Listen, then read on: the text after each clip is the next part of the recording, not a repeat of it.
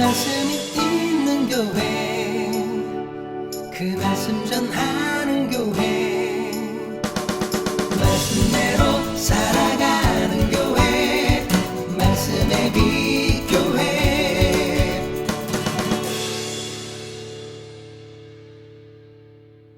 본심이라는 제목을 함께 말씀을 나눠보려고 합니다. 하나님의 본심. 찾아보니까 하나님의 본심이라는 제목으로 말씀을 한 4번인가 전했더라고요. 그만큼 하나님의 본심을 아는 게 굉장히 중요합니다. 권사님도 기도하셨지만 하나님을 바르게 알고 예배하는 것, 바르게 알고 믿는 게 우리에게 중요하기 때문입니다. 열심히 믿고 열심히 신앙생활 한다고 했는데 바르게 알지 못하고 예배하거나 신앙생활하면 오히려 반대로 갈 위험이 크거든요. 오늘은 이 북이스라엘의 왕 누구예요? 바하사와 그의 아들 엘라에 관한 이야기입니다. 르호보암 때 여로보암이 배반을 하죠. 모반을 일으키죠. 그래서 나라가 둘로 나뉘어요. 르호보암은 남유다를 다스리고 북이스라엘 10개 지파는 북이스라엘을 이뤄서 여로보암이 다스려요. 근데 하나님께서 여로보암의 집을 치시죠. 그래서 그의 아들이 왕이 되지만 결국 그에게 속한 모든 남자는 다 죽고 누가 왕이 돼요? 결국 바하사가 왕이 돼. 여로보암의 아들 나답이 왕이 되지만 바하사가 모반을 일으켜서 나답을 죽이고 결국 이 바하사가 왕이 돼요. 근데 바하사가 왕이 된 이유가 뭐예요? 여로보암이 범죄했기 때문이에요. 그래서 여로보암에게 말씀하시죠. 너의 집은 쓸어버리겠다, 진멸하겠다. 남자든 여자든 뭐 그런 말씀을 하시죠. 자, 그래서 바하사가 왕이 될 때, 모반을 일으켜서 왕이 될 때 나답을 죽이고 하나님께서 말씀하신 것처럼 여로보암의 집에 속한 남자를 다 진멸합니다. 자, 열왕기상 15장 29절입니다. 왕이 될 때에 여로보암이 온 집을 쳐서 생명 있는 자를 한 사람도 남기지 아니하고 다 멸하였는데 여호와께서 그의 종 실로 사람 아히야를 통하여 하신 말씀과 같이 되었으니 30절 이는 여로보암이 범죄하고 또 이스라엘에게 범하게 한 죄로 말미암음이며 또 그가 이스라엘의 하나님 여호와를 노엽게 한 일 때문이었더라.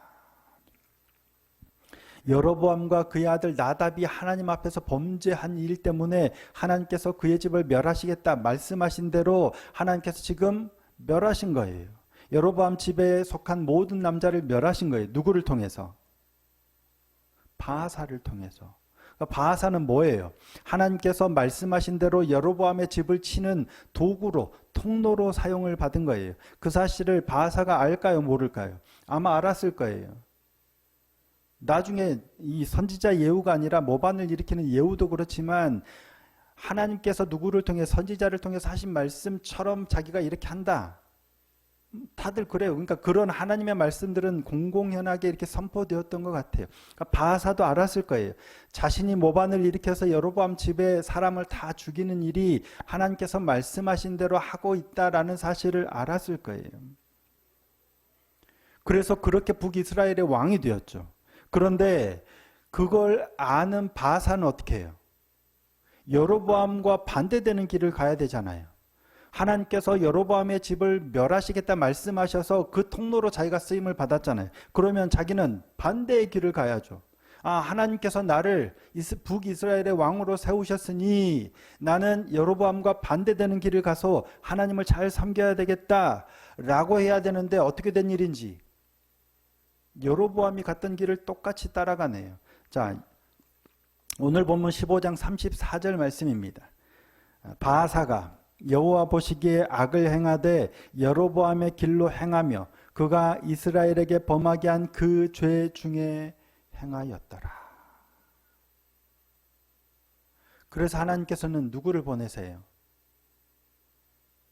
예후를 보내세요. 이 선지자 예후, 하나님의 아들 선지자 예후를 보내세요. 그래서 바하사를 꾸짖죠. 내가 너를 왕으로 삼았는데 여로보암이 범죄해서 그의 집을 멸하도록 징계하도록 너를 보냈는데 왜 너 똑같이 여로보암의 길을 따라가느냐라고 책망하시는 겁니다. 자, 오늘 보면 16장 2절에서 4절까지 말씀입니다. 16장 2절에서 4절.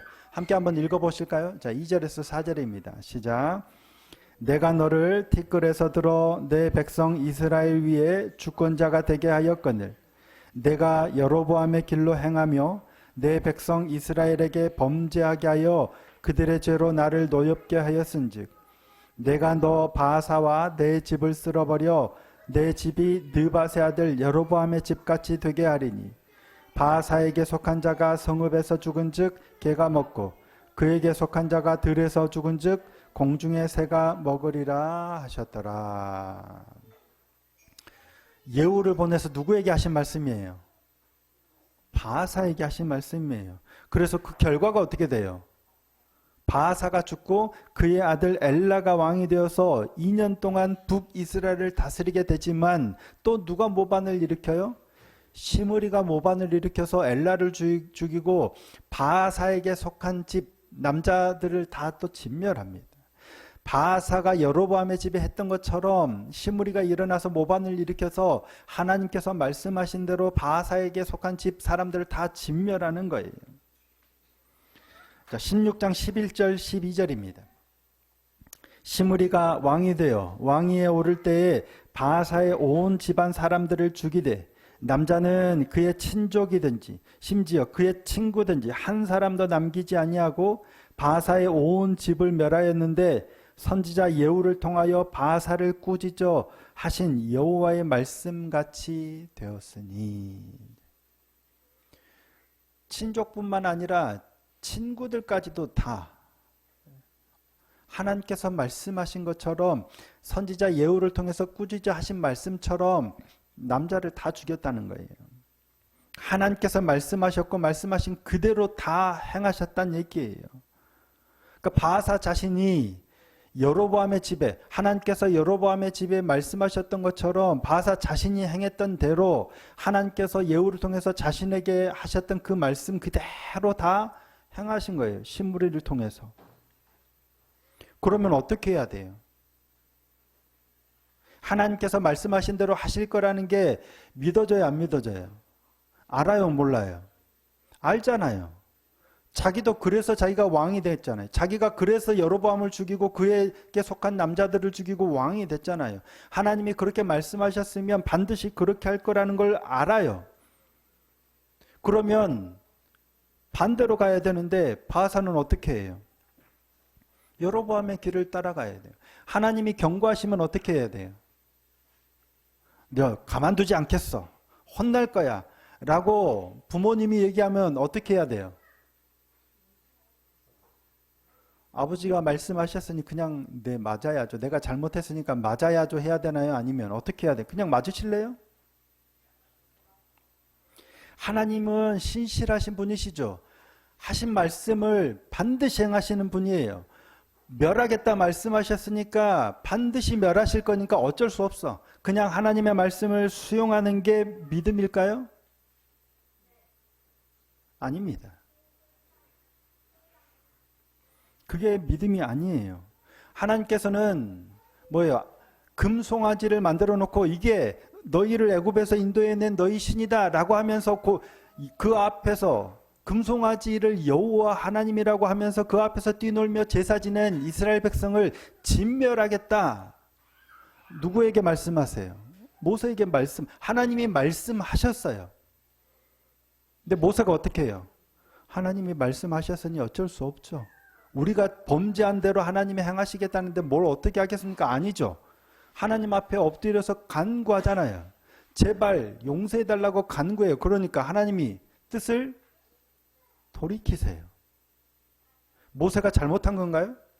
하나님이 말씀하셨는데 어디 말을 대꾸를 하고 어디 반박을 해? 받아들여야지가 아니란 얘기예요. 하나님께서는 뜻을 돌이키시는 분이에요. 물론 주시겠다 약속하신 것 마음 변해서 안 주시는 이런 분은 아닙니다. 하지만 반대로 벌하시겠다 하는 거는 돌이키실 때가 굉장히 많아요. 히스기야 왕, 남유다에서 성경을 통틀어서 다윗과 같이 정직하다고 평가받는 왕이 제법 되지만 가장 좋은 평가를 받는 두 사람이 있죠. 산당까지 제거한 히스기야와 요시야 왕이에요. 근데 히스기야 왕이 굉장히 좋은 평가를 받는데 그가 병이 들어서 죽게 생겼어요. 그때 하나님께서 이사야 선지자를 히스기야에게 보내시죠. 그러고 뭐라고 해요? 네 삶을 정리하라 그래. 집을 정리하라. 그 말은 삶을 정리하라. 이제 곧 죽을 거니까 삶을 정리하라 그래요. 하나님께서 말씀하셨잖아요. 병 들어서 죽을 때가 됐으니까 삶을 정리하라는 거예요. 정리해야죠. 안 그래도 병들어 죽게 생겼는데 하나님이 말씀까지 하셨으니 정리해야 되는데 히스기야가 어떻게 합니까? 자, 열왕기하 20장 2절 3절입니다. 열왕기하 20장 2절 3절. 히스기야가 낯을 벽으로 향하고 여호와께 기도하여 이르되 여호와여 구하오니 내가 진실과 전심으로 주 앞에 행하며 주께서 보시기에 선하게 행한 것을 기억하옵소서 하고 히스기야가 심히 통곡하더라. 울며 불며 통곡하면서 하나님, 내가 하나님 뜻대로 살려고 얼마나 노력했는데요. 용서해달라고 살려달라고 간구한 거예요. 그러니까 하나님께서 그 기도를 들어주세요? 네, 들어주세요. 그 말씀을 전한 이사야 선지자가 성읍 중간에 가기도 전에 말씀하세요. 너 돌아가서 히스기야에게 얘기하라는 거예요. 내가 내 기도를 들었고 내 눈물을 보았노라. 뜻을 돌이키시겠다는 거예요. 그래서 3일 만에 여호와의 성전에 올라갈 거라는, 그거는 병이 나을 거라는 거예요. 그리고 15년을 연장시켜 주는 거예요. 그리고 아수르의 손에서 네가 나라를 지키도록 강건하게 해주겠다는 거예요. 그냥 병만 고쳐주는 게 아니라 15년을 더 살고 나라도 강건하게 지킬 수 있도록 해주겠다. 언제 말씀하세요? 히스기야가 심히 통곡하며 하나님께 부르짖었을 때.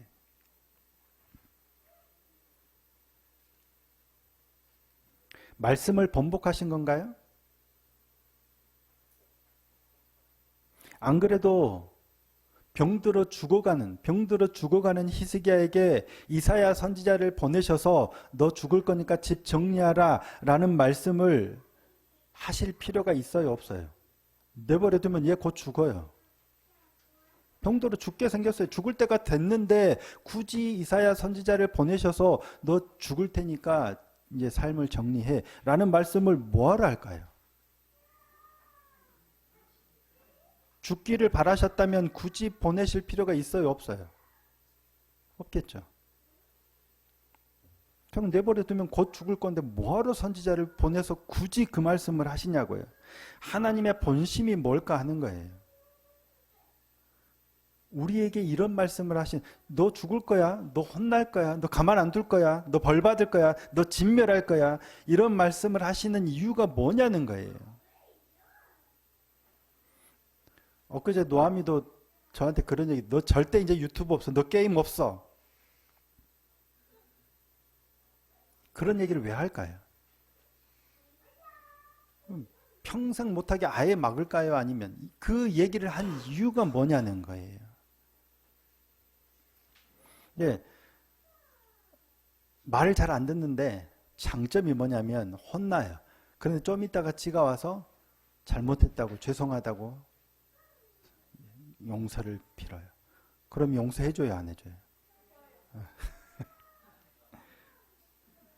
시간이 지나면, 그러니까 혼을 내고 책망하고 왜 그랬냐고 혼을 내고 꾸짖는 이유가 뭐냐면 미워서 벌하기 위한 게 아니잖아요. 바른 길을 가도록, 바른 길을 가기를 원하기 때문입니다. 근데 누구나 꾸짖음을, 하나님이 꾸짖으시면 누구나 다 이렇게 잘못했어요, 용서해 주세요 할까요? 근데 그러면 좋은데 그러지 않는 사람이 의외로 성경에 많아요.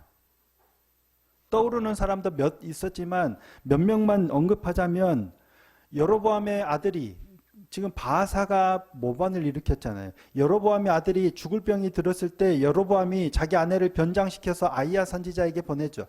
아이야 선지자가 누구예요? 자신이 10개 지파를 다스리는 왕이 될 거라는 하나님의 말씀을 전했던 선지자예요. 그러니까 우리 아들 살까 죽을까 물어보라고, 대신 변장하고 가라고. 근데 하나님께서 여로보암의 아내가 올 거라는 걸 미리 말씀하시죠. 그래서 그 아이가 죽을 거라는 걸 말하라고 말씀하세요. 언제 죽어요? 여로보암의 아내가 돌아가서 발이 문지방에 이를 때에 죽을 거라. 자, 열왕기상 14장 12절입니다. 너는 일어나 내 집으로 가라. 내 발이 성읍에 들어갈 때에 그 아이가 죽을지라. 우리 아들 어떻게 될지 물어보라고 선지자에게 보냈던 선지자가 이 말씀을 하는 거예요. 돌아가서 문지방에 성읍에 발이 이를 때에 아들이 죽을 거라는 거예요. 자신이 왕이 될 걸 예언했던 하나님의 사람이에요.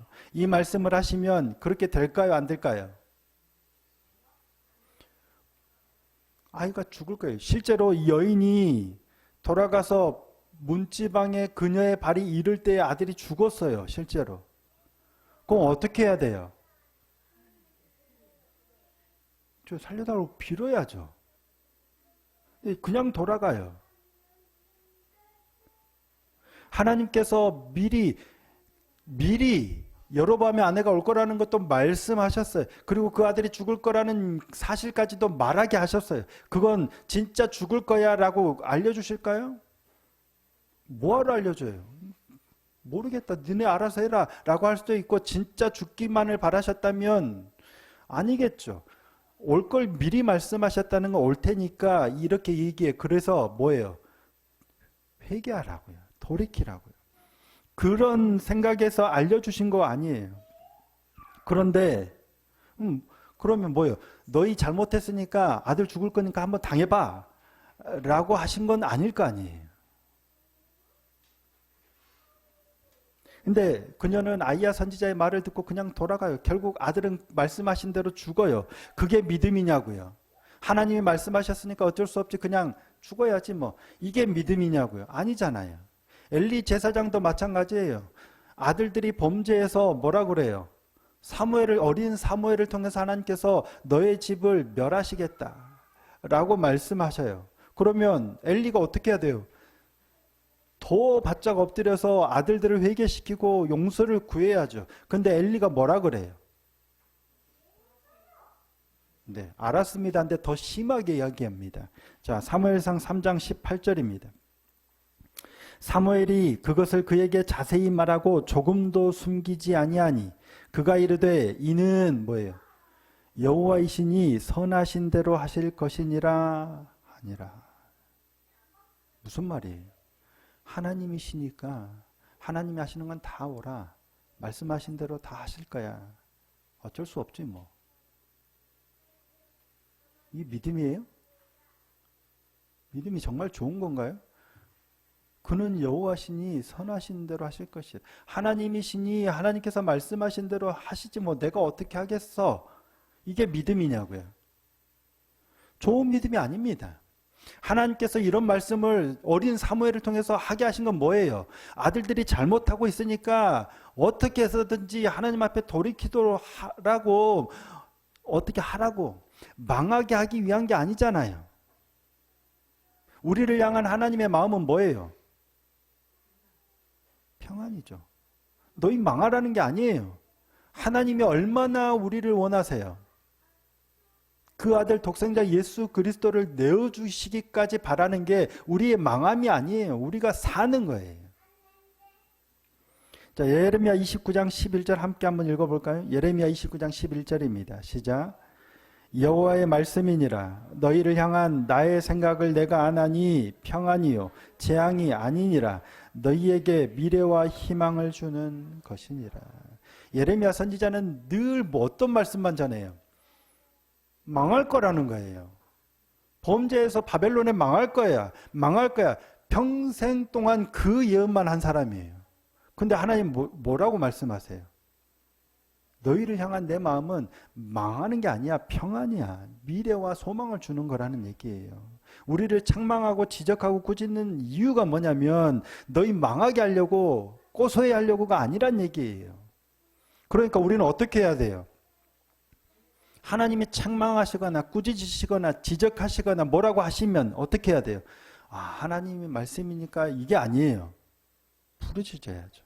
자, 예레미야 29장 12절 13절입니다. 한번 읽겠습니다. 시작. 너희가 내게 부르짖으며 내게 와서 기도하면 내가 너희들의 기도를 들을 것이요 너희가 온 마음으로 나를 구하면 나를 찾을 것이요 나를 만나리라. 이게 하나님께서 우리에게 요구하시는 거예요. 우리 말씀의 빛교회가 추구하는 방향이기도 합니다.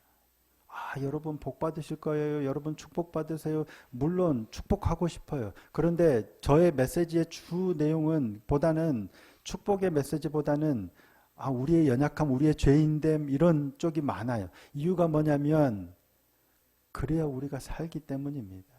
제가 그 일부러 그러려고 그러는 건 아닙니다. 근데 하나님께서 우리를 이렇게 아프게 하시고 지적하시는 이유는 뭐냐면 망하게 하려는 게 아니에요. 하나님께서 혹여라도 우리에게 뭐라고 하신다면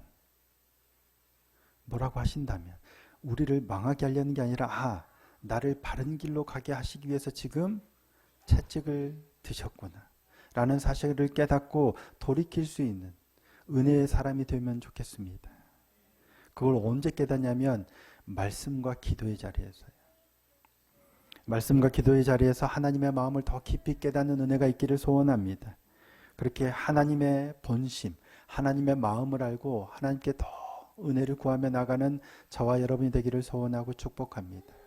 그렇게 하나님 안에서 참 기쁨과 평안을 누려가는 복된 믿음의 삶이 될 수 있기를 예수님의 이름으로 축복합니다.